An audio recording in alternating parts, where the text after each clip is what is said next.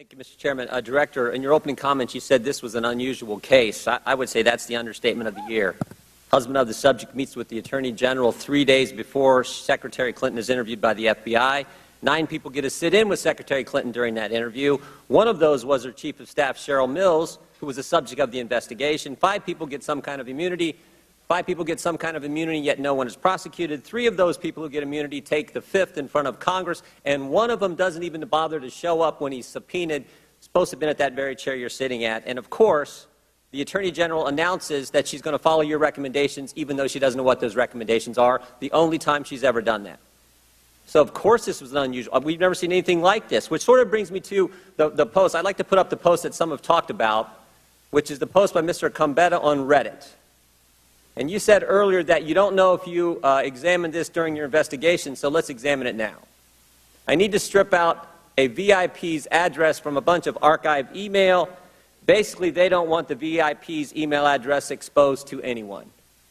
Now, Director, when I hear the term strip out email address, I think of somebody's trying to hide something, somebody's trying to cover up something, and it sort of raises an important question from these 2 sentences.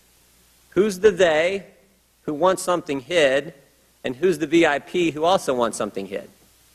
Director Comey, is it likely the VIP well, actually not just a VIP, it's a very, very important person according to Mr. Incompetence. Is it likely that that person is Secretary Clinton? Yes, sure.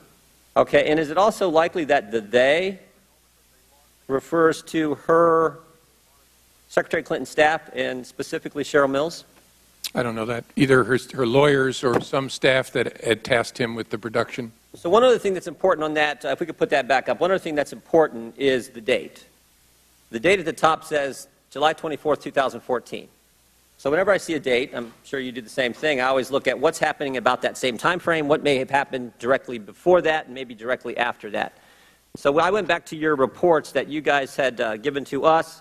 The first report back last month, August 18th, 2016, page 15.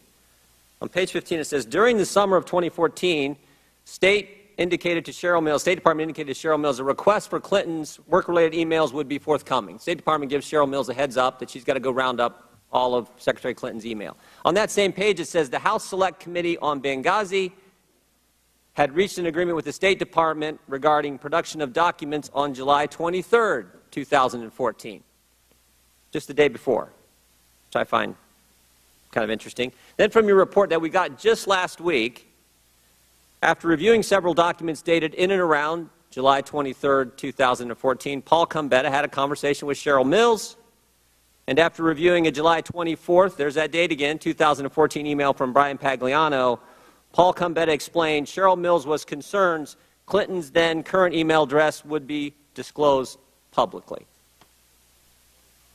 So, sure looks to me like it's Secretary Clinton, as you said, but also that it's Cheryl Mills and Brian Pagliano who are urging Mr. Incompetence to cover this stuff up. You agree? From what you read, it sure sounds like they're trying to figure out a way to strip out the actual email address from what they produce. Well, they're actually trying to strip it all out. PST file, everything. Here's the takeaway in my mind. Mills gets a heads up, Cheryl Mills gets a heads up in midsummer of 2014. July 23rd, the day before Mr. Incompetence's Reddit post, the Benghazi Committee and the State Department reach an agreement on production of documents. Cheryl Mills has a conversation with Paul Incompetence. He goes on Reddit then and tries to figure out how he can get rid of all this email. Even though he's not successful then, he has to do it later down the road with BleachBit. And then the clincher. The clincher.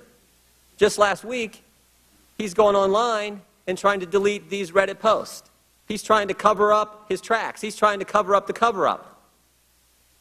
So I guess the question is, and someone's asked it earlier, in light of all this, are you thinking about reopening the investigation? I may have misunderstood what you said during the question. I don't understand that to be talking about deleting the emails. I understand to be talking about removing from the from line the actual email address. But anyhow, maybe I misunderstood you. But the same guy later took BleachBit and did delete emails. Sure. Yeah. So my question is, the guy you gave immunity to, the guy who took the 5th in front of us, is online trying to figure out how to remove email addresses, change evidence, later uses BleachBit. That guy who won't testify in front of Congress, and he has correspondence with Cheryl Mills. Cheryl Mills, a subject of the investigation. Cheryl Mills, who also got some kind of immunity agreement. Cheryl Mills, who walked out for part of the questions during the interview with the FBI. Seems to me that's pretty compelling, and the timeline's pretty compelling as well. I'm not following compelling of what. There's no doubt that Gambetta was involved in deleting emails. After conversations with Cheryl Mills. He had the OSHIT moment, as he told us. And that's why it was very important for us to interview this guy, to find out who told you to do that, why did you do that. That's why he was given use of it. Did you know about the Reddit post when you interviewed him? As I said earlier, I think we did. I think our investigators did. I'm not positive as I sit here. Mr. Chairman, I mean, the guy's trying to cover up the Reddit post where he's trying to figure out how he can cover up the email addresses. And I find that compelling, particularly in light of the fact that just the day before, he's talking with Cheryl Mills, and the State Department is on notice that the Benghazi Committee wants these very documents. We will make America great again.